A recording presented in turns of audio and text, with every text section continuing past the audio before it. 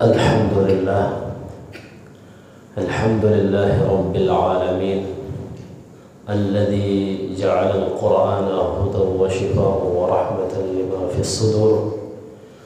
Walhamdulillahi alladhi ja'alana minal muslimin.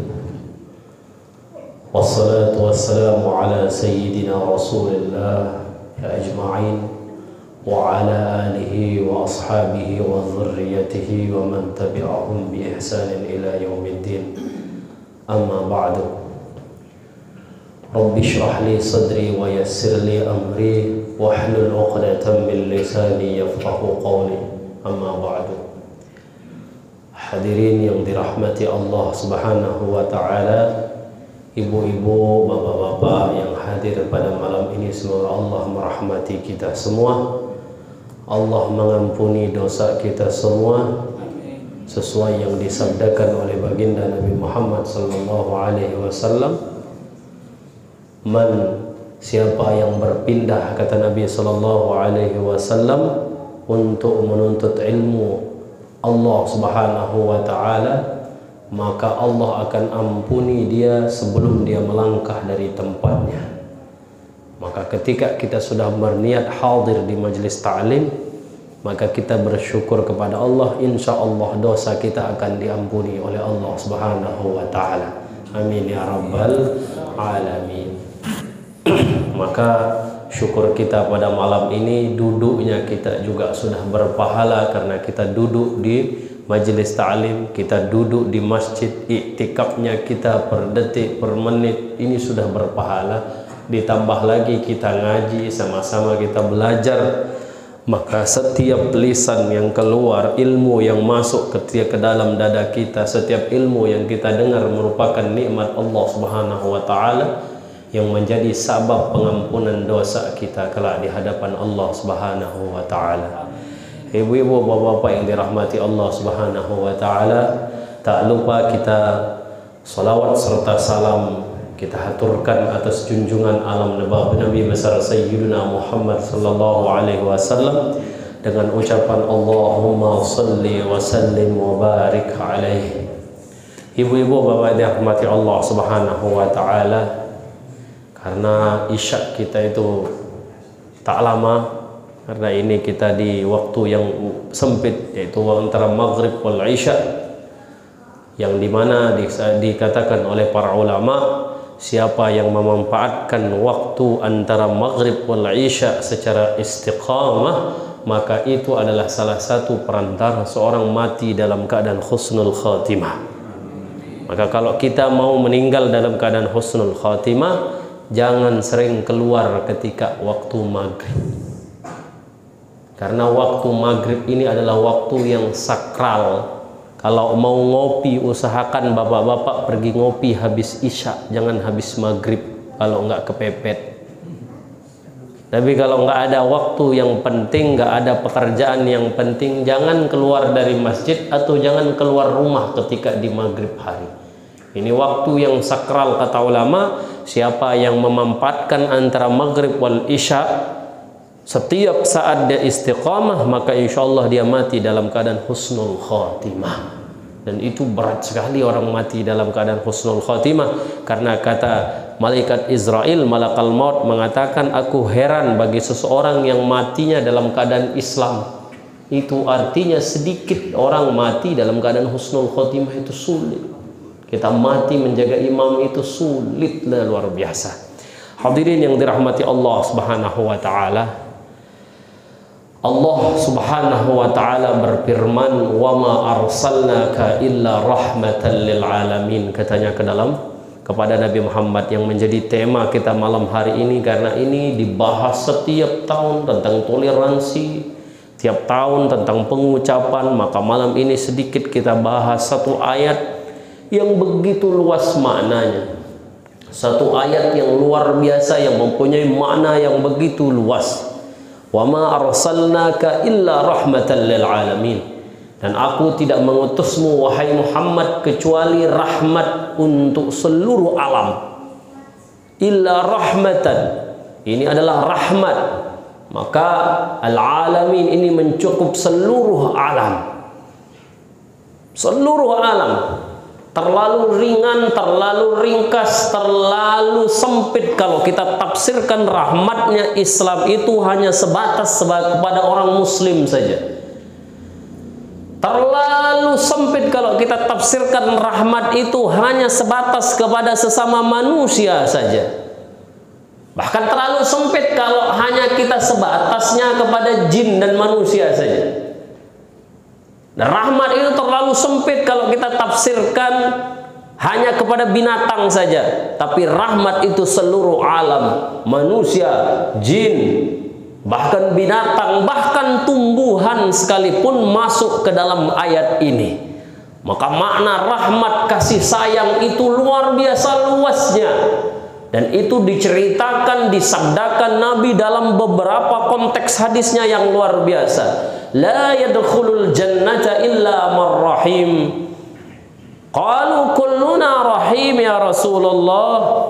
Maka kata Nabi SAW, tidak akan masuk surga kecuali orang yang mempunyai welas kasih, orang yang mempunyai sifat kasih sayang. Maka kata sahabat, semua di antara kami itu adalah orang yang penyayang ya Rasulullah. Karena apa? Rasul SAW dan para sahabat digambarkan dalam satu ayat yang luar biasa.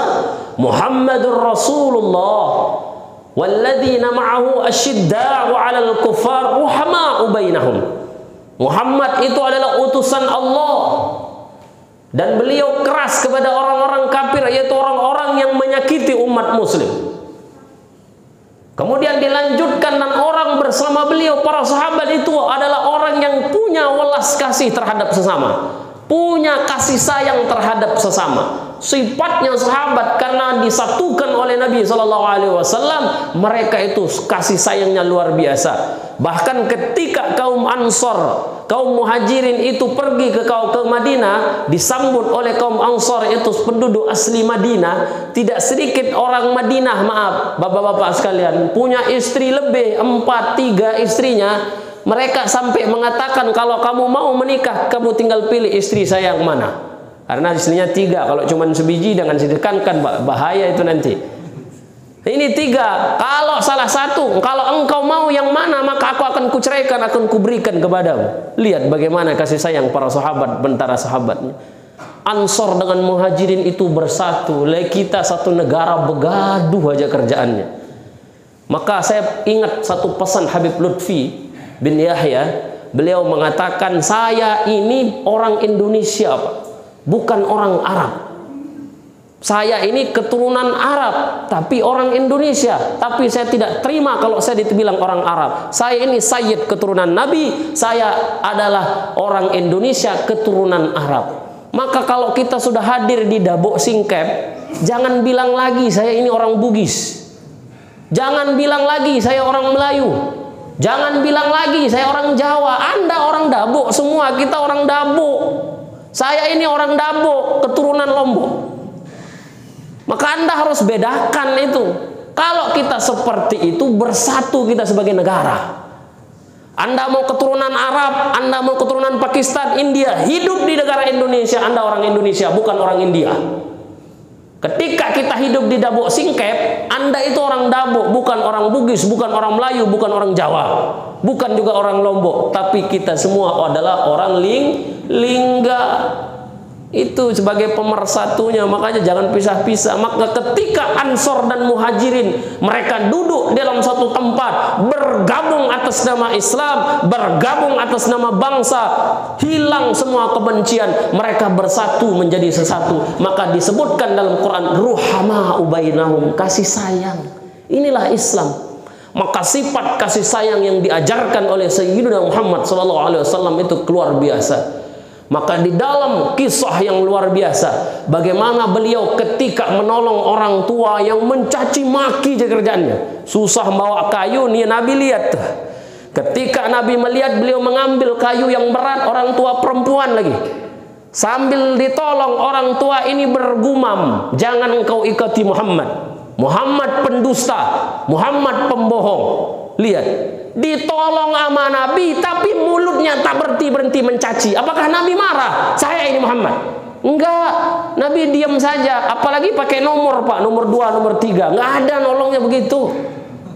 Nabi diam aja, nolong. Sambil dicaci, Nabi pembohong, Muhammad pendusta, jangan kamu ikuti. Suatu ketika sudah sampai rumah, wahai anak muda, baik akhlaknya ente, luar biasa akhlakmu. Sayang kalau ente terkontaminasi dari pemikirannya Muhammad. Maka orang ini bertanya, siapa engkau sebenarnya? Ketika ditanya baru Nabi kasih tahu, ana Muhammad bin Abdullah. Saya Muhammad bin Abdullah. Kejut orang tua perempuan ini. Coba kalau kita digitukan, Pak. Orang tua masih juga ngina ditolong, banyak ngomong lagi. Ini Nabi diam aja. Lihat kasih sayangnya Nabi SAW. Bahkan pernah beliau suatu ketika yang kita dengar bagaimana cerita dilempar batu beliau sampai beliau berdarah, beliau tampung darahnya. Kenapa? Beliau takut ketika darah itu jatuh maka azab akan menimpa mereka. Jibril menantang, ya Rasulullah, aku akan datangkan mereka, aku akan angkat ini gunung kepada mereka. Nabi katakan, jangan ya jangan wahai Jibril, mereka tidak tahu. Ketika beliau duduk lagi ceramah depan sahabat, datang orang Yahudi menarik sorbannya beliau sampai beliau tercekik. Di situ ada Sayyidina Umar, Pak. Sayyidina Umar itu jangankan kepada manusia, bahkan sama setan jin saja takut sama beliau. Bahkan dalam satu kisah, ketika beliau didengar oleh ketika didatangi malaikat Zabaniyah yaitu Munkar wa Nakir, terdengar teriakan. Abdullah bin Umar terpenjat dari dalam kubur, terdengar suara teriakan. Takut anaknya beliau. Ternyata yang teriak itu bukan Sayyidina Umar, malaikat Zabaniyah Munkar wa Nakir, karena dibentak sama Sayyidina Umar. Ente datang, saya ini orang muslim. Marabbuka, siapa Tuhanmu? La ilaha illallah. Saya itu dakwah saya bagaimana? Saya keras terhadap bagaimana ketika saya berdakwah. Tapi ente cuma nanya siapa Tuhan? Masya Allah. Lain-lain aja ente tanyakan. Mukamu terlalu seram, kata beliau kebarah kepada malaikat Zabaniyah. Ini khusus untuk aku Umar bin Khattab, Pak. Kalau kita nggak bisa mari mungkar nangkir, bukan kelas kita itu. Itu luar biasanya Umar sampai meninggal. Maka sampai sekarang mungkar nakir itu kalau datang kepada orang muslim mukanya baik, karena pernah dibentak sama Sayyidina Umar. Maka Sayyidina Umar itu jin saja takut ke beliau. Masya Allah, Sayyidina Umar ibnul Khattab radhiyallahu anhu. Tapi beliau, kasih sayang beliau itu luar biasa terhadap sesama beliau. Ketika beliau menjadi Amirul Mukminin, ketika beliau menjadi khalifah, beliau suatu ketika ada orang datang ke beliau, ditengok ada anak kecil manjat ketika itu di perutnya beliau. Kata orang ini, pejabatnya ini, ya Umar, apa enggak salah yang saya lihat? Kata Sayyidina Umar, kalau begitu bagaimana keadaanmu sama keluarga? Saya kalau balik ke rumah, anak saya nggak ada yang berani ngomong, diam semua. Kata Sayyidina Umar, ruh entah, diusir dia, pergi kamu. Ente bagaimana menjadi seorang pemimpin? Anakmu sendiri aja kamu takut sama dia. Kepada anakmu aja kamu nggak punya welas kasih, bagaimana sama masyarakat? Bagaimana sama masyarakat, lagi sama anakmu aja kamu garang? Sama istrimu saja kamu galak, bagaimana kalau sama orang lain? Nah, ini perlu diterapkan kepada diri kita semua. Maka Nabi mengajarkan kepada kita itu kasih sayang yang luar biasa. Maka antar sesama, sekali lagi, ruhama ubainahum, kasih sayang terhadap sesama itu penting. Dan itulah yang dicontohkan kaum Ansar dan Muhajirin antara golongan sahabat. Maka Nabi SAW, dengarkan baik-baik, beliau ketika datang ke Madinah itu bahkan ditemani bukan saja orang muslim, orang-orang Yahudi juga hadir di situ. Jadi kasih sayang beliau terhadap bukan saja kepada muslim, tapi kepada semuanya. Dan kasih sayang Islam itu tidak ditafsirkan kepada manusia saja. Nanti kita bahas tentang toleransi yang di belakang lagi, biar khusus nanti, biar kita paham tentang toleransi yang lebih dalam. Ini kita bahas tentang kasih sayang dulu. Nabi SAW bahkan beliau ketika berkhutbah seperti itu, saya ulangi lagi kisahnya tadi, ada orang Yahudi datang mencekik beliau, di depannya ada Sayyidina Umar, maka marah Sayyidina Umar. Kata Nabi jangan. Bahkan ketika Sayyidina Umar marah, Sayyidina Umar yang dimarahi balik sama Rasulullah. Kenapa? Kenapa Sayyidina Umar marah? Lah Rasulullah dicekik di depan beliau, mata beliau. Siapa yang nggak marah? Nabi loh. Karena sahabat itu lebih baik mereka nyawa mereka hilang daripada nyawa Nabi yang berbahaya. Lebih baik mereka yang berbahaya daripada Nabi yang dibahayakan. Itu sifatnya sahabat. Maka Umar marah, tapi Umar yang dimarahi balik. Ketika dia dicekik oleh orang Yahudi ini, apa yang terjadi? Mana hutangmu ya Muhammad? Ditagih hutang Rasulullah. Dan Nabi itu pernah berhutang sama orang Yahudi, Pak. Maka pasal muamalah kita sama orang Kristen, sama orang Yahudi, orang Hindu, orang Buddha, terserah, itu boleh. Karena itu pasal muamalah. Maka ketika Nabi dicekik, ditagih hutang, hutangnya itu belum jatuh tempo. Ibarat nanti saya mau ganti bulan Februari, udah ditagih bulan Desember. Belum jatuh tempo. Maka Nabi memarahi Sayyidina Umar. Sambil apa kata Nabi? Kamu berikan dia beberapa mud daripada kurma. Di jalan Sayyidina Umar dihukum sama Nabi SAW, bergumam marah, demi Allah, kalau bukan karena Nabi ku tebas kepala ente. Nabi Umar diam. Orang Yahudi ini diam saja. Sampai di depan Baitul Mal dia memberikan banyak. Kata seorang Yahudi ini, wahai Umar, apakah ini kamu pikir saya ini orang bahlul, orang bodoh? Loh, kenapa ente bilang begitu? Saya tahu ente yang di depan. Siapa yang nggak kenal ente? Yang di depan itu sahabat seniornya Rasulullah, sahabat seniornya Muhammad. Apa aku gila? Ente pikir saya orang bodoh bersikap seperti itu? Saya itu hukumannya mati. Yang jadi taruhan saya nyawa. Kata Sayyidina Umar, lalu kenapa ente lakukan seperti itu? Kata orang Yahudi ini, saya mau mengetes, betul nggak dia Nabi? Betul nggak dia seorang Nabi? Kenapa? Nabi itu, Pak, ghadabahu, marahnya beliau itu hilang dengan sifat kasih sayangnya Rasul sallallahu alaihi wasallam. Jadi sifat marahnya Rasulullah, sifat murkanya Nabi itu dihilangkan karena tinggi sifat kasih sayang baginda Nabi Muhammad. Aku ingin ngetes, kalau dia marah ya Umar, saya pastikan dia bukan Nabi. Ternyata dia punya sifat kasih sayang yang luar biasa. Oh, Pak, kalau kita, Pak, dalam keadaan begitu, jangankan antum semua, saya kalau di situ saya tantang balik di tempat sudah. Harga diri, Pak. Ini Nabi enggak, diam saja itu. Beliau diam saja, bahkan dihukum Sayyidina Umar berikan. Akhirnya orang Yahudi ini bersyahadat di depan Sayyidina Muhammad. Kenapa? Berkat kasih sayangnya Sayyidina Muhammad sallallahu alaihi wasallam. Dan tidak sedikit, bahkan kepada anak kecil. Beliau lagi khutbah, datang cucunya pakai baju merah lagi, Pak, jubah merah cantik. Nabi itu kalau nggak pakai baju putih, baju merah, baju hijau, sorban beliau. Dan beliau sering juga pakai yang merah. Sayyidina Hasan Husain juga sama, cucunya lagi lucu-lucunya, lagi ceramah, Pak, lagi ceramah begini di mimbar. Turun beliau. Kenapa? Kasih sayang Nabi sama anak kecil. Kalau kita, apalagi saya kalau lagi ceramah diganggu anak saya, pergi dulu, pergi. Tapi kalau Nabi diambil, ditaruh di dekat beliau, itu kasih sayang Rasulullah kepada anak kecil. Bahkan ketika beliau sholat, Hasan Husain manjat di sini. Ada sahabat mau ngambil, beliau melarang dengan isyarat, jangan, biarkan. Nabi lama sujud. Jadi sholatnya ibu-ibu, bapak-bapak, jangan menghalangi anak kecil.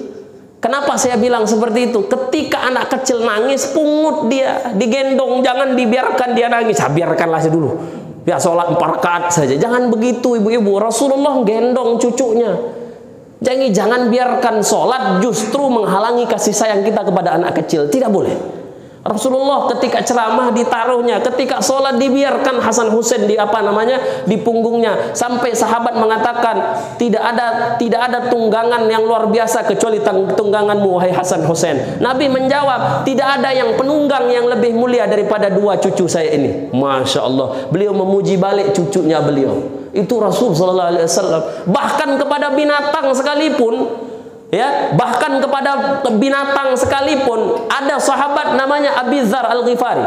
Nabi SAW kasih sayang beliau kepada binatang tidak sebentar, bahkan tidak sedikit beliau memarahi orang yang menyiksa binatang. Pernah beliau melihat orang lagi duduk-duduk di atas kuda, ngobrol di atas kuda. Kata Nabi, jangan engkau buat kudamu itu seperti jadi kursi kamu. Marah Rasulullah. Kuda, Pak. Nabi marah. Kenapa? Orang ini lagi ngobrol, bukan lagi jalan, tapi seolah-olah kudanya itu dibuat jadi kursi. Beliau melarang itu. Bahkan para sahabat, Abu Darda itu sahabatnya Rasulullah, di antara amalnya beliau itu sering membeli burung yang dibeli anak kecil. Jadi anak kecil zaman Rasulullah itu suka nangkep burung, dijualnya. Abu Darda suka membeli itu, dilepasnya. dibeli dilepasnya. Kata beliau ketika mau melepasnya, terbanglah wahai makhluk Allah Subhanahu wa taala sebebas-bebasnya. Bahkan Abi Dzar Al-Ghifari, sahabat Nabi yang mulia, itu di antara amalannya beliau, itu di tetangganya beliau, di dekat rumahnya beliau ada semut. Jadi setiap pagi ngasih ngasih gula di semut itu, bentuk kasih sayang kepada semut. Maka luar biasa. Asy-Syaikh Mutawalli Asy-Sya'rawi, di antara wasiat dan ceramah beliau mengatakan apa? Kalau engkau menemukan binatang di tengah jalan, walaupun itu seekor semut dan kamu melihatnya, jangan kamu injak itu semut. Maka hindarilah kakimu untuk menginjak semut. Kenapa? Karena niatkan itu bentuk pelindungan kasih sayangnya kamu terhadap sesama makhluk. Maka Mbah Maimun Zubair, beliau sering bilang apa? Kalau kita beramal suatu amalan, walaupun itu kecil, walaupun memberi seekor semut makan saja, maka berikanlah saja. Karena kita tidak tahu amalan mana yang diterima oleh Allah Subhanahu wa taala. Ada seorang habib di Hadramaut sana melihat seekor anjing, Pak. Anjing yang tidak ada orang yang mau bersentuhan dengannya. Karena pertama dia anjing, kedua dia penyakitan, korengan, Pak. Orang di sana itu tidak ada yang mau, tapi beliau mengambil itu anjing, menaruhnya di suatu tempat di gunung, beliau mandikan dengan air hangat, beliau obati itu anjing. Ini perlu saya luruskan, megang anjing itu boleh, ibu-ibu, bapak-bapak sekalian, makannya yang haram. Jangan salah paham, megang anjing boleh apa tidak? Boleh, tapi najis, yang makannya baru haram. Itu jangan salah paham, megang anjing nggak dosa orang, tapi najis, tangan harus dibasuh 7 kali basuhan. Ini sekarang umat muslim sempat bentar-bentar, oh megang anjing itu apa sih? Orang Islam kok megang anjing? Megang anjing nggak dosa, yang dosanya kalau makan anjing. Megang anjing hukumnya najis dengan haram beda. Ya haram dapat dosa, kalau najis tinggal dibasuh. Kalau habis megang anjing sholatnya nggak sah, tapi harus dibasuh. Bedakan antara haram dan najis. Najis dengan haram itu beda. Ini perlu saya luruskan. Jadi megang anjing, apa hukumnya megang anjing? Najis, bukan haram. Ini perlu diluruskan. Megang anjing boleh, tapi najis. Yang makan baru haram. Itu perlu diperhatikan tuh. Jadi ulama ini megang anjing dia. 40 hari diobati anjing itu sampai dibawanya ke Hadramaut, dikasihnya makan semua. Syekh Ar-Rifai, maka orang-orang Yaman mengatakan, wahai Syekh, apa kamu nggak salah merawat anjing sebegitu rupanya, segitu seriusnya? Kata beliau, aku takut kelak di hadapan Allah akan bertanya, Allah akan memurkai saya. Kenapa? Sebab saya membiarkan seekor anjing yang sakit sementara saya tidak mengobatinya. Aku takut kelak di hadapan Allah, seekor makhluk Allah, aku tidak menolong makhluk Allah walaupun itu seekor anjing. Al-Imam Al-Ghazali masuk surga karena sebabnya apa? Beliau dirahmati Allah ketika dimimpikan, karena sebab beliau memberikan minum seekor lalat di tintanya ketika beliau nulis kitab. Al-Imam Abu Bakar Asy-Syibli, beliau dimimpikan bertemu dengan Allah merahmatinya bukan karena amalnya, tapi beliau dirahmati Allah sebab apa? Karena di tengah jalan menemukan seekor kucing, kemudian karena kedinginan beliau masukkan ke jubahnya. Bahkan sahabat yang muhaddis terbesar, periwayat hadis nomor 1 di dunia, siapa? Abu Hurairah, bapaknya kucing Abdurrahman bin Sakhrin nama beliau, tapi dijuluki Abu Hurairah saking sayangnya sama kucing. Ketika kucing masuk ke lengan bajunya beliau potong. Begitulah rahmatan lil alamin, kasih sayang Islam tidak saja tercukup kepada manusia, tapi seluruh alam semesta. Bukan saja kepada muslim, tapi kepada non muslim juga sekalian. Maka Yahudi ketika beliau itu pergi hijrah Nabi Muhammad, dengarkan baik-baik, sekarang kita jelaskan sedikit tentang toleransi. Toleransi yang sebenarnya itu sudah diterapkan 14 abad yang lalu. Ketika Nabi hijrah, siapa yang penunjuk jalan Nabi? Bukan orang Islam, Pak, tapi orang Yahudi. Penunjuk jalan baginda Nabi Muhammad ketika hijrah ke Madinah itu orang Yahudi. Beliau tidak mengatakan kamu orang Yahudi, orang kafir, jangan ikut-ikutan hijrah. Tidak, tapi selama itu dalam keadaan muamalah, maka silahkan berhubungan sama orang non muslim. Tidak ada masalah. Ketika kita jual beli, silahkan duduk bersama kita jual beli. Anda bahas bisnis, silahkan duduk bisnis. Bahkan ketika membahas bangsa Indonesia, kita membahas bangsa, mari kita duduk bersama-sama. jangan kita lihat agamanya. Tapi ketika perihal agama, kita masing-masing. Anda bahas gereja, silahkan bahas gereja. Kita bahas masjid, kita bahas masjid. Anda pengajian di gereja, kami pengajian di masjid. Kita selawatan, dia nyanyian gereja mereka. Maka pasal agama kita berbeda. Tapi ketika kita bahas bangsa dan dunia muamalah, maka kita boleh duduk bersama. Bagaimana Nabi ditemani orang Yahudi ketika beliau hijrah. Bahkan ketika beliau sampai di Madinah, apakah semua orang Muslim? Tidak. Di antara mereka ada orang Yahudi bahkan dilindungi oleh Nabi sallallahu alaihi wasallam. Bahkan kata Nabi sallallahu alaihi wasallam, siapa yang membunuh orang yang di luar Islam sementara mereka membuat perjanjian kepada muslim, tidak dapat surganya Allah Subhanahu wa taala. Haram hukumnya membunuh orang non muslim yang mereka buat perjanjian terhadap orang muslim. Tapi beliau pernah marah kepada orang Yahudi. Siapa? Mereka orang-orang yang berkhianat kepada agama waktu itu. Mereka yang berkhianat kepada pemerintahan Islam ketika itu. Nabi juga pernah tegas dalam hal ini. Di dalam beberapa hubungan beliau, para sahabat, kemudian Nabi dengan orang-orang non-muslim, Pak, itu sangat luar biasa.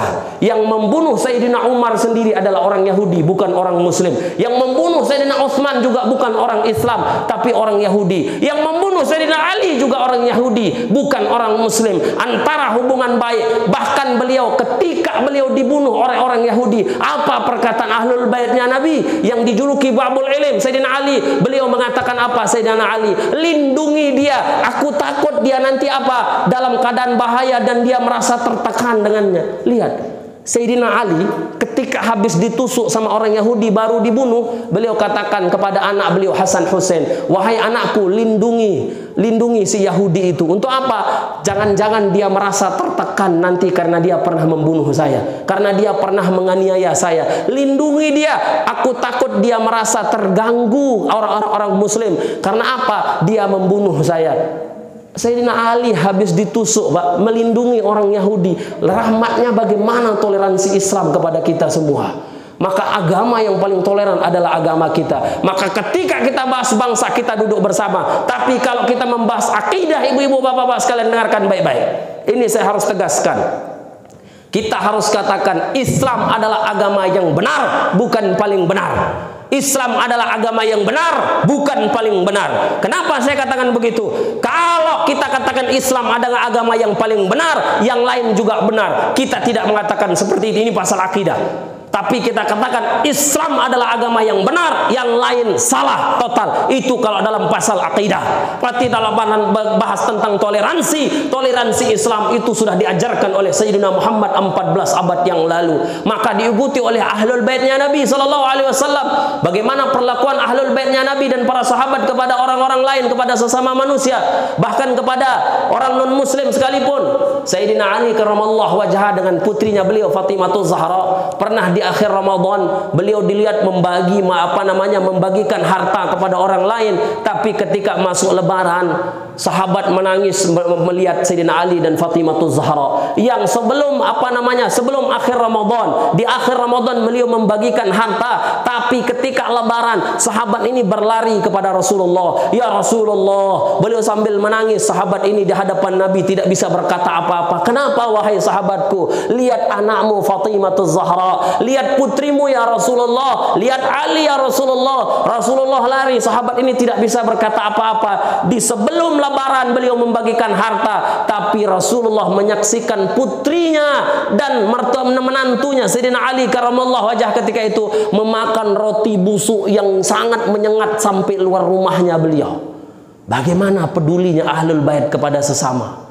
Sampai beliau tidak peduli apa yang beliau makan, tapi kalau pasal sesama manusia beliau luar biasa. Bahkan Sayyidina Ali, Pak, kalau satu minggu itu tidak didatangi tamu, beliau menangis. Sayyidina Ali itu.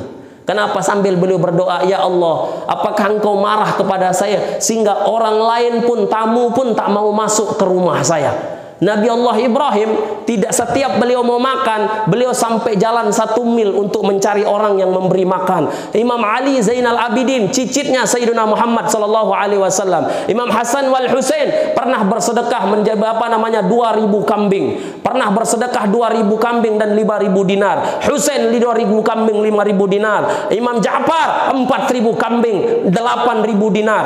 Dan kemudian Imam Ali Zainal Abidin ketika beliau wafat dilihat di punggungnya menghitam. Orang-orang tahu ternyata yang membagi ketika beliau sebelum meninggal, ketika beliau masih hidup, beliau sering membagikan makanan kepada sesama beliau. Sampai orang yang dibagikan makanan itu tidak tahu siapa yang memberi makan. Orang-orang tahu yang memberi makan tiap hari itu adalah cicitnya Sayyidina Muhammad, yang dimana punggungnya ada bekas hitam ketika itu. Bahkan beliau pernah dituduh mencuri oleh seseorang. Beliau tidak marah karena kasih sayang beliau, tapi beliau memberikan harta itu. Sampai ketika dia balik, orang ini tahu yang mencuri bukannya Sayyidina Ali Zainal Abidin. Ternyata hartanya itu ketinggalan di rumahnya, tapi sudah terlanjur dibagikan. Akhirnya beliau mencari siapa yang beliau tuduh mencuri. Orang ini baru tahu yang dia tuduh mencuri itu adalah cicitnya Nabi Muhammad Sayyidina Ali Zainal Abidin. Akhirnya beliau minta maaf, tapi Sayyidina Ali Zainal Abidin memaafkan daripada beliau orang ini. Dan inilah toleransi Islam yang luar biasa kepada orang kafir. Ketika umat Islam menguasai Yahudi, Pak, apa yang ketika beliau menguasai Baitul Maqdis, ketika itu ada masjid dan ada gereja. Di situ ada gereja, masjid belum dibangun. Sayyidina Umar tidak merobohkan daripada gereja itu. Akan tetapi beliau membiarkan gereja itu, kemudian beliau azan di luar, sholat di luar gereja, kemudian buat masjid di luar gereja. Gereja itu masih ada sampai sekarang, yang dulu di bawah lindungan Sayyidina Umar Ibnul Khattab radhiyallahu anhu. Inilah toleransi Islam kepada sesama, walaupun kepada non muslim sekalipun wajib kita tebarkan daripada toleransi. Bahkan di dalam Al-Quran sendiri dikatakan wala tasubbul ladzina yad'una min dunillah fayasubbullaha adwan bighairi ilm. Jangan engkau caci maki daripada sesembahan mereka.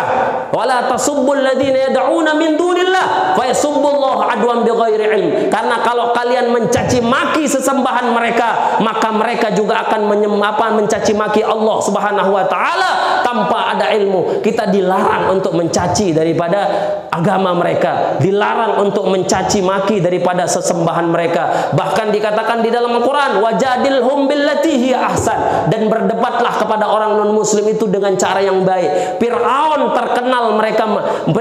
itu terkenal bagaimana jahatnya, tapi Nabi Allah Musa dan Nabi Allah Harun disuruh menghadap dengan perkataan yang baik. Inilah toleransi Islam terhadap sesama. Maka jangan kita anggap daripada Islam ini tidak toleransi. 14 abad yang lalu kita sudah toleransi luar biasa terhadap sesama. Ibu-ibu, bapak-bapak yang dirahmati Allah Subhanahu wa taala, yang terakhir saya katakan di sini bagaimana hukumnya selamat Natal yang sekarang ini sedang marak.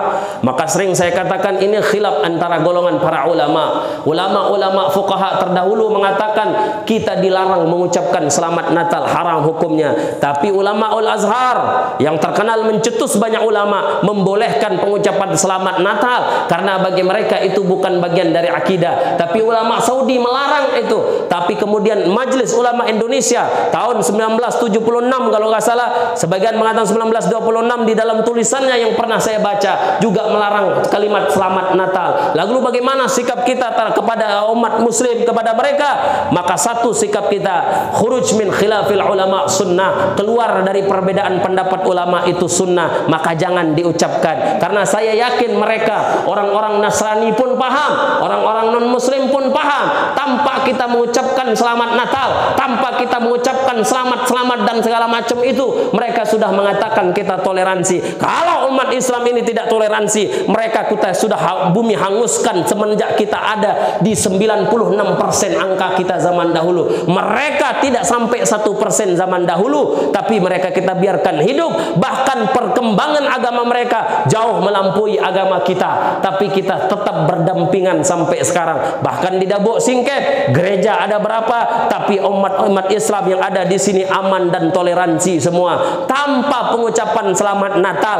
Cukup sikap kita yang toleransi, tanpa perlu mulut kita yang menjadi toleran. Bagaimana sikap kita? Kita haram untuk mengganggu ibadah mereka. Maka dulu Rasul sallallahu alaihi wasallam, ibu-ibu bapak sekalian dirahmati Allah, ketika Nabi berperang, di antara wasiatnya Nabi sallallahu alaihi wasallam, yang pertama, jangan engkau bunuh wanita. Yang kedua, jangan tebang pohon sembarangan. Yang ketiga, jangan engkau bunuh daripada binatang-binatang. Yang terakhir kata Nabi sallallahu alaihi wasallam, jangan bunuh orang-orang yang berlindung di gereja-gereja mereka. Lihat bagaimana toleransinya Islam terhadap orang lain, terhadap agama lain. Jangan engkau bunuh orang-orang yang berlindung di gereja mereka. Sayyidina Umar ibn al-Khattab dulu pernah suatu ketika didatangi orang Nasrani.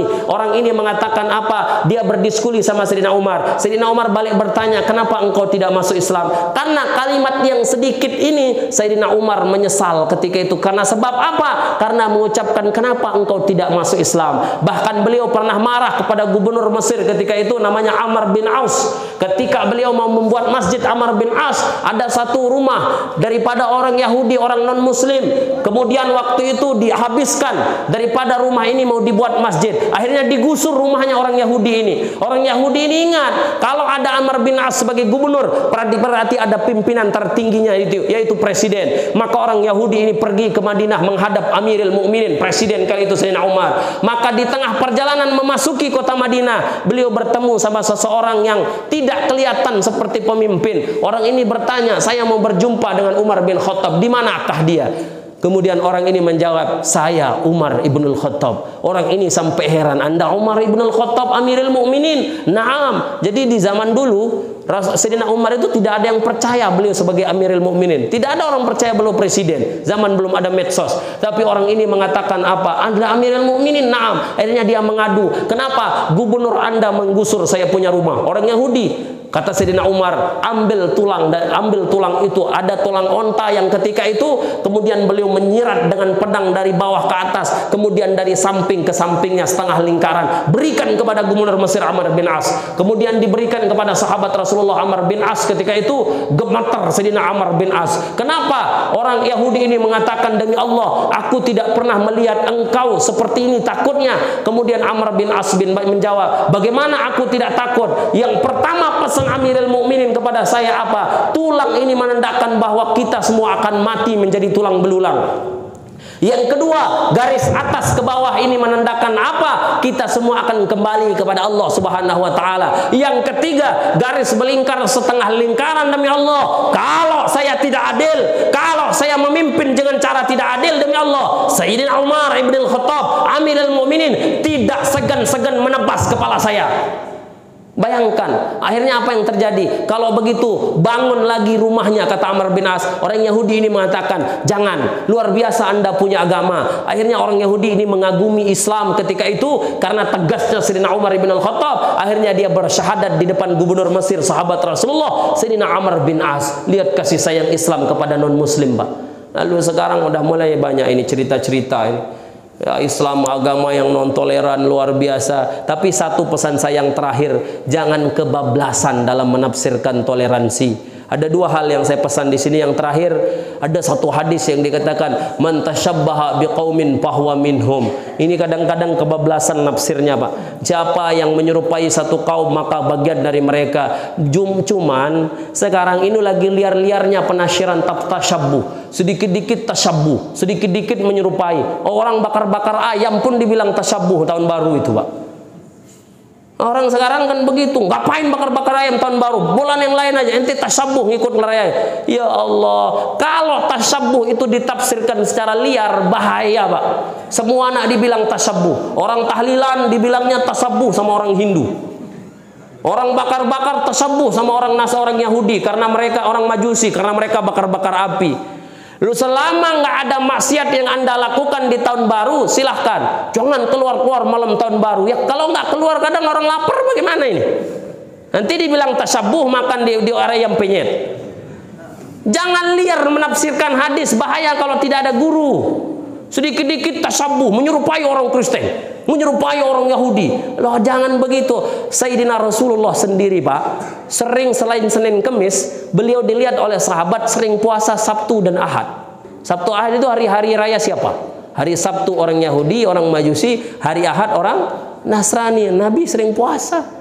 Loh, itu kan hari raya mereka ya Rasulullah. Saya sering senang mengalihkan perhatian mereka. Artinya ketika kita berniat agar mengalihkan perhatian orang-orang itu agar menuju jalan Allah, dari kemaksiatan menuju jalan Allah, julu terbaik. Yang dipermasalahkan lagi apa? Tablik akbar, zikir malam tahun baru pun kena masalah juga. Ya Allah, ini sekarang sedikit-dikit tasabuh. Ini mah tasabuh kepada aben, karena surbannya pakai lilit begini, nggak di kepala. Nanti antum bilang tasabuh juga. Jangan liar dalam tasabuh, ini berbahaya. Sedikit-dikit menyerupai Yahudi, sedikit-dikit Nasrani. Kemarin saya pernah, bukan berdebat, ada saya punya jamaah menafsirkan tasabuh sampai bakar-bakar ayam pun tasabuh. Maka itu jangan. Tasabuh itu jangan ditafsirkan terlalu liar, bapak-bapak sekalian. Bahaya, ini di medsos semua tasabuh. Bahkan saya lihat tahlilan 3 hari, 7 hari, 40 hari tasabuh sama orang Hindu. Memang orang Hindu zikir. Baca orang Hindu itu la ilaha illallah, nggak ada. Dikit-dikit sekarang tasabuh, ya Allah. Ini jangan sampai seperti itu ya. Itu yang pertama yang saya nasihatkan kepada diri saya sendiri dan kita semua, jangan nafsirkan tasabuh itu terlalu berlebihan. Yang kedua, ini yang saya ingatkan kepada diri saya sendiri dan kita semua. Dengarkan baik-baik. Toleransi boleh, tapi jangan kebablasan. Toleransi boleh, tapi jangan kebablasan. Diundang Natal pergi juga, toleransi Ustaz. Walaupun makan-makan di rumah jangan dulu. Kenapa? Takut itu menjadi syiar mereka. Bukan kita nggak toleransi, tapi ketika 25 Desember, kalau diundang, ayo Ustaz, cuman makan-makan aja, nggak ke gereja, boleh nggak? Makan-makannya boleh, cuman harinya ini yang bermasalah. Hindari ketika itu hal-hal begitu. Bukan kita melarang. Itu satu. Jangan pula diundang ke gereja juga pergi. Kecuali ini saya kecualikan, Anda yang sebagai aparatur negara. Anda yang sebagai aparatur negara, Anda yang sebagai pejabat, mengucapkan selamat Natal tidak jadi masalah. Sebatas sebagai seorang pejabat, bukan atas nama pribadi. Ketika polisi menjaga gereja, wah ini polisi-polisi kafir ini yang jaga. Jangan, itu kebablasan nanti. Maka karena dia sebagai aparatur negara, wajib hukumnya adil dalam hal ini. Ketika Lebaran jaga, ketika Natal jaga, karena Anda adalah aparatur negara. Maka tidak ada masalah dalam ini. Jangan sekali lagi, jangan kebablasan dalam memahami toleransi. Jangan juga kebablasan, sedikit-dikit tasabuh, sedikit-dikit kafir. Jadi ada Islam di alam Quran namanya Islam wasatiyah, yaitu Islam moderat yang sekarang digalakkan oleh Kementerian Agama. Maksudnya Islam moderat itu seperti apa? Ya tidak terlalu ekstrim, dikit-dikit kafir, dikit-dikit tasabuh, tidak juga lembek. Boleh-boleh saja, nggak apa-apa. Pergi-pergi saja, nggak apa-apa. Masa gara-gara itu masuk neraka? Ini orang liberal no. Jangan lembek-lembek sangat. Ini ya sedang-sedang saja dalam bersikap, paham? Jadi ketika kita tidak mengucapkan selamat Natal, alasan kita satu, khuruj min khilafil ulama. Keluar dari khilaf perbedaan pendapat para ulama, jangan mengucapkan selamat Natal. Tapi ketika ada pejabat yang mengucapkan selamat Natal, jangan dicibir, itu karena dia pejabat. Lah kalau bupati mengucapkan sama orang Islam, selamat Hari Idul Fitri, giliran Natal nggak boleh, saya Muslim. Ya salah, dia bupati. Jangan diucapkan macam-macam. Jadi jangan terlalu ekstremis, jangan juga terlalu lembek. Islam wasatiyah. Kalau dibahasakan modern, Islam wasatiyah dalam Quran itu disebutlah Islam moderat, kata orang sekarang, dan itulah yang digalakkan sama Kementerian Agama. Ini banyak yang ekstrim, Islam moderatnya Kementerian Agama ini Islam liberal. Apa itu? Karena nggak pernah memahami itu. Nah, itu pesan saya yang terakhir tadi. Yang pertama, jangan sedikit-dikit tasabuh, sedikit-dikit tasabuh. Ini nanti pakai apa namanya, parfum Gatsby dibilang tasabuh juga sama orang ini, pakai non alkohol. La ilaha illallah. Itu jangan seperti itu. Jangan juga kebablasan, apa, toleransi sampai kebablasan juga tidak boleh. Jadi kita tetap tengah-tengah dan jangan saling mengkafirkan dalam hal itu. Ketika tahun baru apa namanya masih, lalu ada kawan-kawan kita yang bakar-bakar, yuk jangan ditegur, ketimbang dia mabuk-mabukan, ketimbang anak muda pergi trek-trekan bermaksiat sama pacarnya, ya lebih baik bakar-bakar sama keluarganya, berpahala saling senyum dan silaturahim sama keluarga. Tapi saya nggak anjurkan, Pak, bakar-bakar di hari lain kan boleh ya, tapi kenapa harus momen tahun baru? Tapi ketika Anda lihat orang bakar-bakar di tahun baru, jangan dicibir tasabuh ini sama orang kafir, jangan begitu juga. Wallahu a'lam bissawab. Subhanakallahumma wa bihamdika asyhadu an la ilaha illa anta astaghfiruka wa atubu ilaik. Assalamualaikum warahmatullahi wabarakatuh.